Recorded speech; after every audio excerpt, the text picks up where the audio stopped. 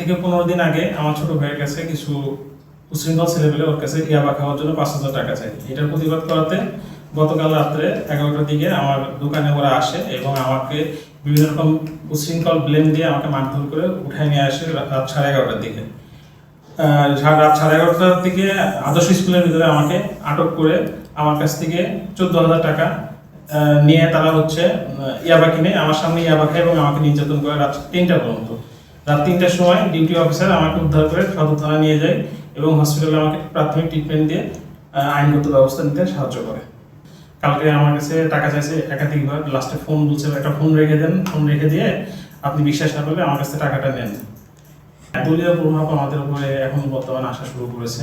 বিভিন্ন মহল থেকে আমাদের উপর হুমকি ধামকি আসছে যে আপনারা মামলা করেছেন, মামলাটা উঠে নেন, না হলে আপনারা ব্যবসা করতে পারবেন না, আপনাকে থাকতে পারবেন না। কিন্তু একজনকে আটক করেছে আর বাকি সবাই পলাতক। আমি মামলা করছি অজ্ঞাত আরো 6-7 জন। আমাকে উঠাই নিয়ে আসে তপু, তিতাস।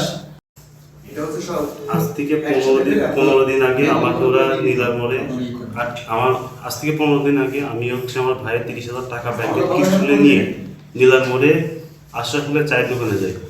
ওরা আমার কাছে টাকা দেখার পরে ওরা আমাকে আটকায় রাখে বলে যে 5,000 টাকা দেওয়া লাগবে আপনার আমাদের ইয়াবা খাওয়ার জন্য।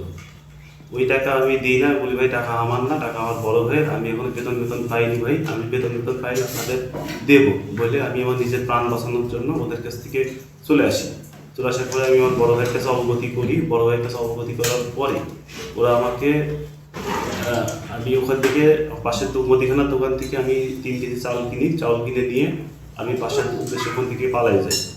আমাকে মেন ঠিকানা মোড় পার হয়ে কিছু দূরে যাওয়ার পরে ওরা আমাকে প্রতিরোধ করার পরে ওরা আমাকে বলে ভাই আপনি কই যাচ্ছেন? আমি বললাম ভাই আমি বাসায় এগুলো দিয়ে আমি আসতেছি বলে ভাই আমি বাসার থেকে পরে আসিনি।